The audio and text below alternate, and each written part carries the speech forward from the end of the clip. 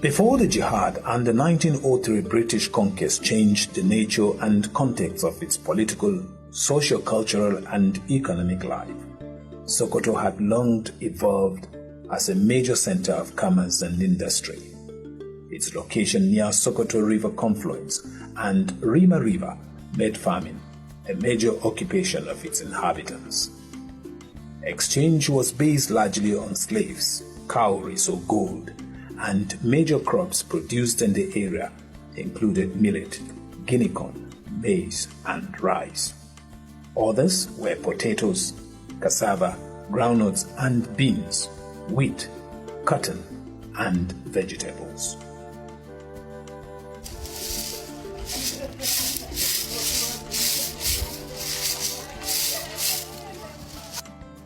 Historians say the present location of Sokoto was the home of many empires and kingdoms of the pre-colonial Western Sudan. But following the British conquest in 1903, every component of the kingdoms and empires came under the colonial influence, and the seat of the Caliphate was moved permanently to Sokoto.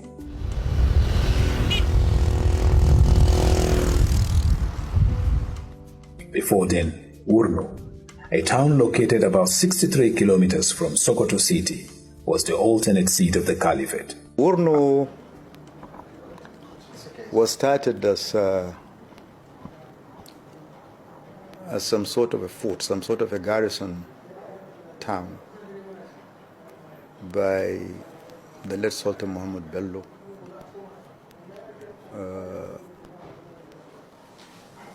There is a lot of controversy in later days as to which year it was established. Some historians I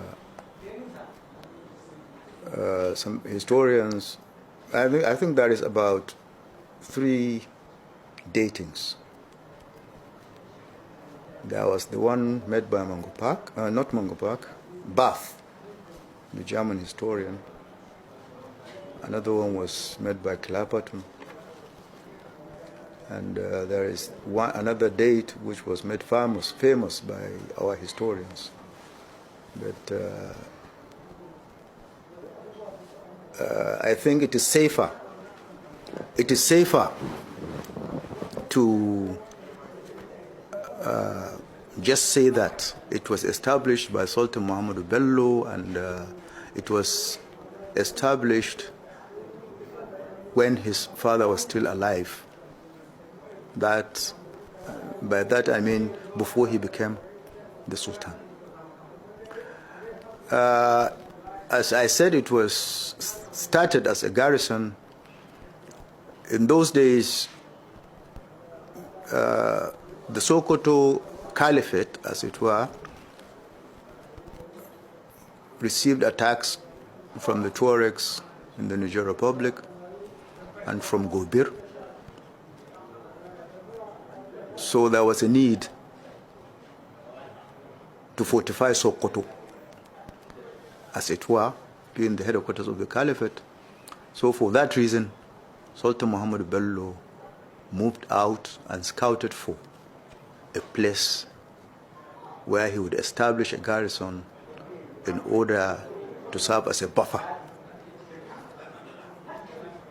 either to fend off attacks or at least delay the attackers from reaching Sokoto until the bulk of the army in Sokoto are ready to fight.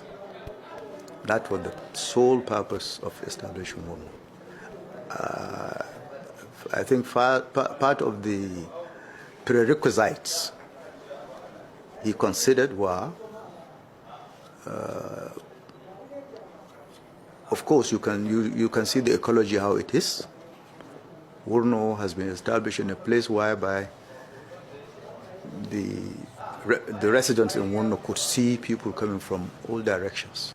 Long before it became one of the local government areas in the state, it was one of the areas that were brought directly under the British control on March 16, 1903. When the then Governor General Lord Lugard signed the Amalgamation Treaty in 1914, Wurno was an integral part of the then northern region.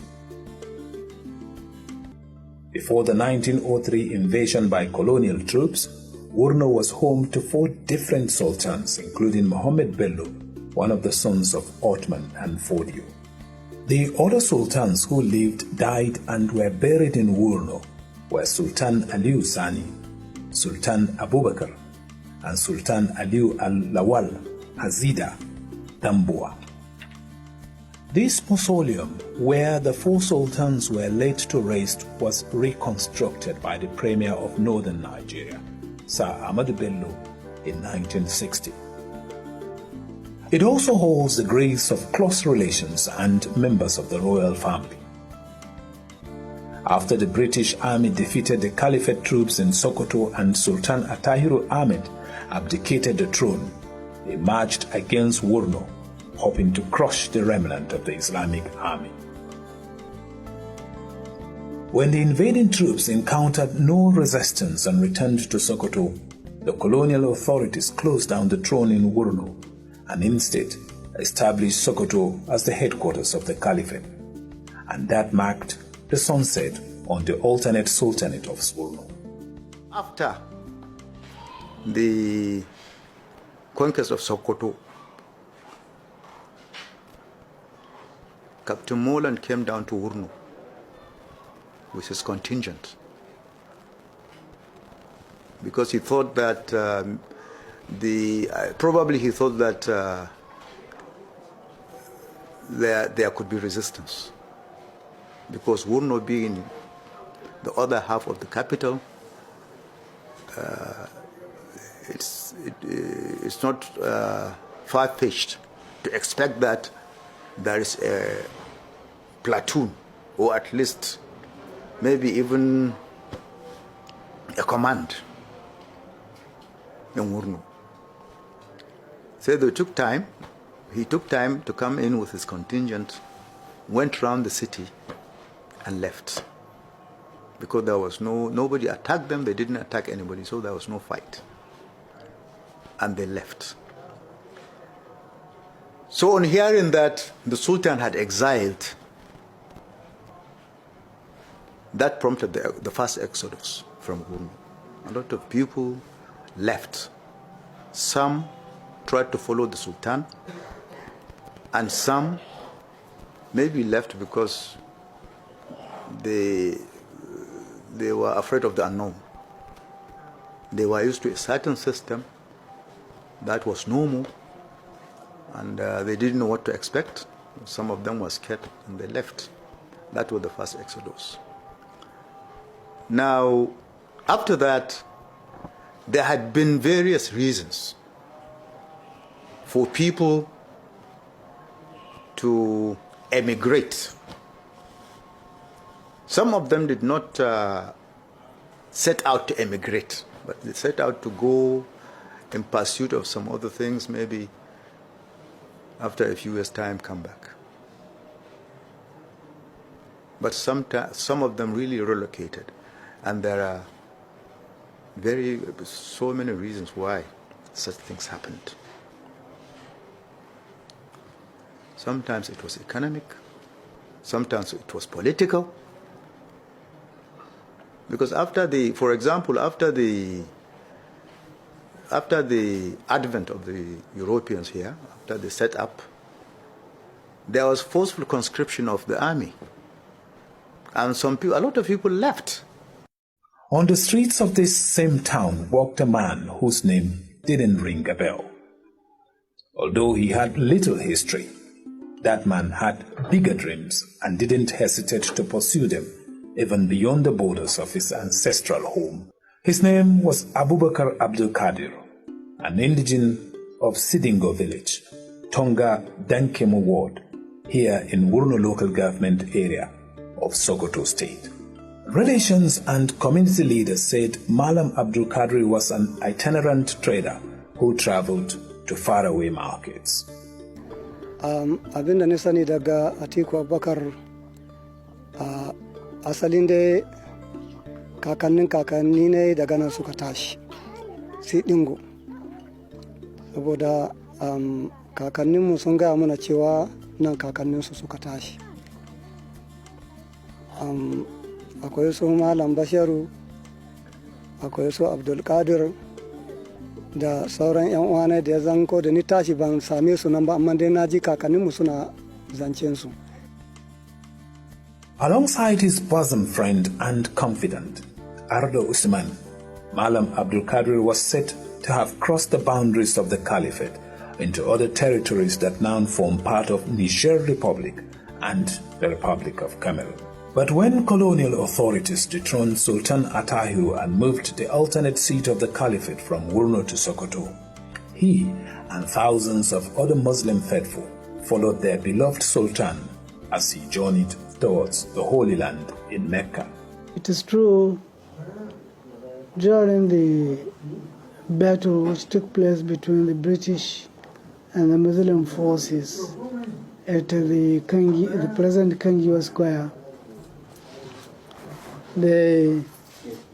many people were killed, several people migrated, especially Sultan Atahir himself migrated, and he took his way until he reached Gombe, the present Gombe state. There at Gombe, he met a column of British forces, and there another war ensued, and the Sultan was martyred or was killed, and the rest of his followers migrated eastward. After the bloody encounter that saw many killed, including Sultan Atahiru, the remnant of the Caliphate soldiers and other survivors fled in different directions. Many have insisted that Malam Abdul Qadri was among those who left Wurno in the wake of the hostilities. His next known location after he left Wurno was Jada, a quiet settlement which is approximately 900 kilometers from Wurno. Jada was at the time administered by the United Nations. I first learned about Atiku's connection or his ancestry connection with Wurno in 1990 when Babangida suggested that political class should set up political associations towards forming towards registration of political parties.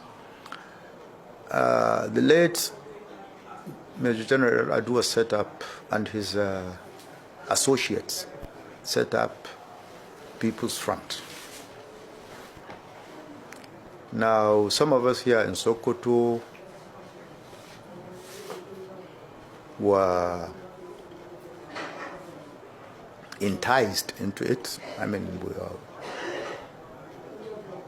in those days, at the time, a lot of people were clamoring for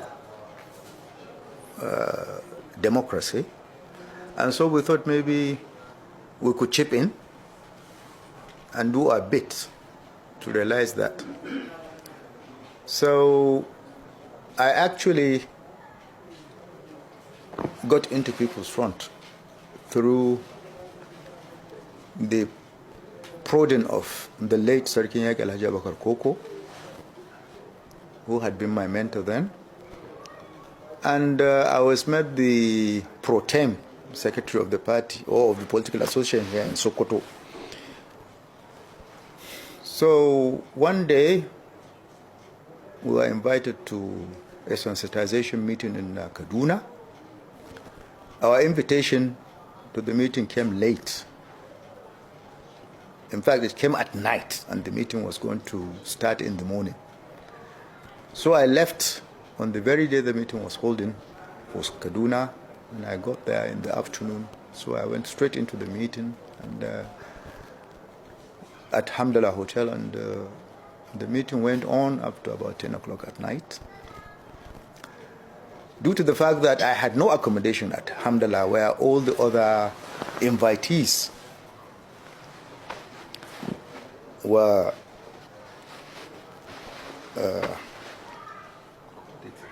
accommodated, I confronted Baba Gana Kingibe, Ambassador Baba Gana Kingibe, as Baba Gana Kingibe was then the coordinator of People's Front. So I accosted him and I said, look, I came late, so I don't have an accommodation. So he said, no problem, follow me. Let's go to the guest house. We'll find a room for her there.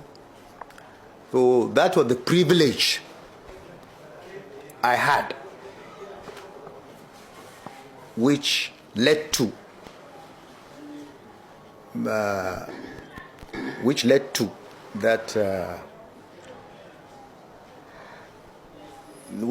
my access to that knowledge. Abdul Qadir hooked up with somebody from Adamawa, I don't know where. Probably the man came here, or I don't know where they met. They got hooked up, and after some time, the man persuaded Abdul Qadir to escort him to Adamawa. And they left together. And it happened that, according to the story I had, after he left for Adamawa, he came back to see his roots once or twice. After then, no more contacts. That legendary exodus would later open a new chapter, not only for Malam Abdul Qadir and his family, but also the people of his newfound home in Jada. While pursuing his business in the new community, Malam Abdul Qadir came across other migrants who had also settled in Jada. 80-year-old Bala Muhammad Barungu, a resident of Jada whose parents migrated to the area from Kano, said Malam Abdul Qadir was married to Yapatu, who was a sister to his grandmother. That union resulted in the birth of a boy named Garba Abdul Qadir Abubukar. Garba was said to have been born somewhere here in Jada. The young Garba grew up into a strong man and a devout Muslim. As a teen, Malam Garba was said to have developed a deeper interest in the study of the religion of Allah and his prophet Muhammad, peace be upon him, and later became one of the prominent Islamic scholars in Jada. But that was not all. Malam Garba had imbibed the mercantile spirit of his father, which resulted in his flourishing jewelry and perfume business. One of his surviving childhood friends, Umar Mukhtar, and a close relation to his paternal grandmother, Bala Muhammad Barungu, said Malam Garba's business took him to places like Kojoli, Ganye, and other communities. Yana kayan koli yake yi lokacin ma ba Kojoli sai abun nan ganye ma ba ganye sai abun nan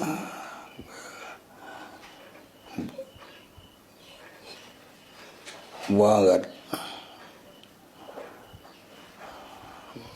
ba ganye ya ci kasuwan buwangar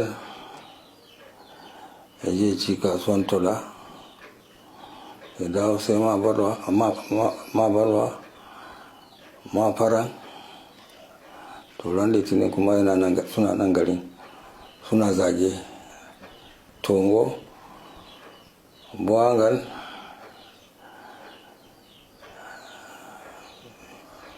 Inyari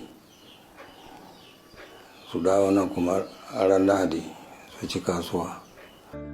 During his many trade and religious expeditions, Malam Garba met with an Islamic cleric, Malam Aminu, who had earlier migrated to Jada from Dutse, and they became friends.